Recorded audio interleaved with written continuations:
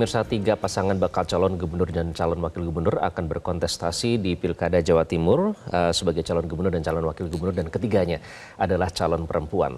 Lalu bagaimana pertarungan tiga Sri Kandi ini berebut kursi gubernur Jawa Timur? Kita langsung membahasnya bersama pengamat politik Adi Prayitno. Mas Adi Pray, selamat siang Mas Adi Pray. Selamat siang, Mas. Ya, kalau kita melihat dari nama-nama yang ada, Bu Khofifah petahana, Ibu Risma pernah menjadi Mensos dan dulu juga wali kota Surabaya. Mbak Lulu seorang kader PKB yang cukup dikenal. Di antara tiga nama ini, kira-kira kalau sekilas mana yang kira-kira sudah punya modal elektoral yang kuat, Mas Adi Pray? Ya, saya kira kalau kita mau bicara tentang sesuatu hal yang sekilas ya, tentu petahana itu jauh lebih diuntungkan dibandingkan dengan yang lain. Karena apapun Khofifah ini kan punya investasi yang cukup panjang, terutama posisinya sebagai gubernur beberapa tahun yang lalu. Jadi dalam konteks itulah sepertinya memang Khofifah dalam konteks ini jauh lebih diunggulkan dalam konteks popularitas dan elektabilitas dibandingkan dengan dua Sri Kandi lain, yaitu Risma dan Bu Lulu. Tapi saya membaca kenapa Lulu dan Risma yang kemudian diusung oleh PDIP, diusung juga oleh PKB, bagi saya ini bagian dari strategi politik. Pertama, Risma ataupun Lulu sepertinya dimaksudkan untuk menyasar pemilih-pemilih perempuan yang saya kira dalam pilkada beberapa waktu yang lalu memang hampir disapu bersih oleh Khofifah ya sebagai gubernur saat itu. Dan pada saat yang bersamaan kita juga harus tahu kenapa Lulu yang dimunculkan oleh PKB sebagai penantang. Karena memang ini untuk merebut basis konstituen kuatnya Khofifah, terutama di kalangan Nahdlin. Karena kita tahu bahwa PKB sebagai partai pemenang Pileg di 2024 di Jawa Timur tentu sangat confident bahwa kalau Lulu yang dimajukan, yang notabene-nya adalah kader PKB, kemudian juga adalah aktivis NU, saya kira itu bisa merobek dan bisa merebut gitu ya basis-basis suara yang selama ini dimiliki oleh Khofifah. Jadi dalam konteks inilah saya kira memang satu sama yang lain membangun satu strategi supaya bisa memperebutkan bagaimana ceruk-ceruk pemilih yang ada di Jawa Timur. Begitupun dengan Risma yang saya kira wakilnya juga adalah representasi dari NU ya, bagian dari kiai yang ada di Jombang yang saya kira penetrasi dan kekuatan politiknya di NU itu juga secara signifikan. Jadi dalam konteks itulah saya membaca pertarungan di Jawa Timur ini juga bagian dari bagaimana untuk meyakinkan dan merebut basis-basis konstituen di kalangan NU.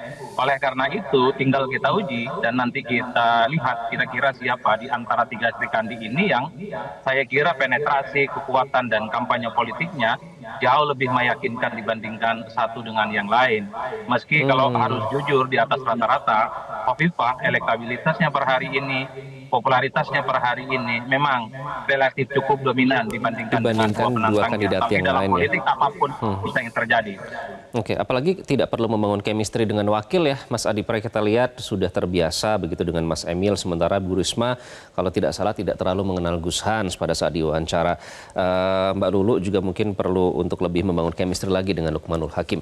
Nah, jadi Nahdien ini, basis pemilih di Jawa Timur ini apakah memang sesignifikan itu? Karena kalau kita lihat PDIP kan juga sebenarnya perolehan suaranya juga tidak kalah dibandingkan PKB begitu, atau Nahdien di Jawa Timur. Apakah memang kalau kita melihat basis pemilih di Jawa Timur, karakteristik pemilih di Jawa Timur memang itu yang bakal menentukan siapa yang akan nanti bisa meraih suara terbanyak, Mas Adi Pray? Ya, kenapa Jawa Timur menjadi menarik? Karena memang pertarungannya salah satunya adalah bagaimana untuk merebutkan ceruk pemilih di kalangan Nahdlin. Hampir 85% masyarakat di Jawa Timur itu merasa dekat dan menjadi bagian dari Nahdlatul Ulama. Jadi dalam konteks itulah saya kira kenapa strategi politik yang dimainkan oleh masing-masing paslon, terutama penantang Risma dan Bu Lulu, ini kan sebagai upaya untuk merebut pemilih-pemilih di Jawa Timur yang saya kira yang berbasiskan Nahdlin secara mayoritas. Dalam tradisi NU ada yang disebut dengan sami'na wa ta'na, Mas, yaitu ketaatan tegak lurus ya kepada ustadz, para kiai, para ulama-ulama yang saya kira dalam hal ini nantinya para ulama-ulama dan pesantren-pesantren itu akan menjadi perebutan bagaimana para kontestan itu meyakinkan basis-basis konstituen yang kemudian juga menjadi bagian dari kalangan Nahdlatul Ulama. Jadi ini yang saya kira sekalipun Risma ini adalah PDIP dan dia nasionalis, wakilnya itu diambil dari kalangan itu Gus Han. Itu yang saya kira bagian dari strategi politik. Makanya kalau kita melihat rata-rata secara umum, memang pemilih Khofifah ketika menang Pilgub saat itu yang berpasangan dengan Emil Dardak, saya kira juga mendapatkan begitu banyak dukungan dari kalangan Nahdliyin. Ini yang juga sepertinya membuat PKB juga mengusung Lulu dan wakilnya yang saya kira juga sangat identik dengan warga ke-NU-an dan ke-PKB-annya. Oleh karena itu bagi saya di Jawa Timur ini memang kalau mau agak sedikit disederhanakan, persoalan pemilih berbasiskan Nahdlatul Ulama itulah yang saya kira memang cukup signifikan dan dianggap penting. Makanya irisannya pasti ada kader-kader ataupun tokoh yang diidentifikasi untuk merebut dari pemilih-pemilih Nahdliyin.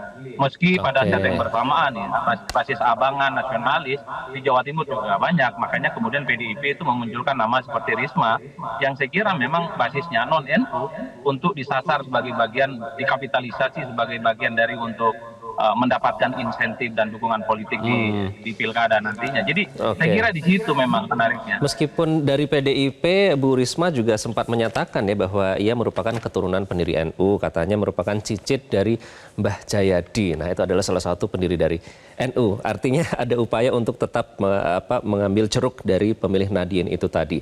Nah Bu Khofifah dan Bu Risma sudah menjadi menteri. Kelasnya sudah menteri begitu. Nah, kalau Mbak Lulu, apakah ini artinya harus bekerja lebih keras dari segi popularitas dan juga untuk meningkatkan elektabilitas jika bersaing dengan dua menteri ini, menteri dan mantan menteri ini, Mas Adi Pray?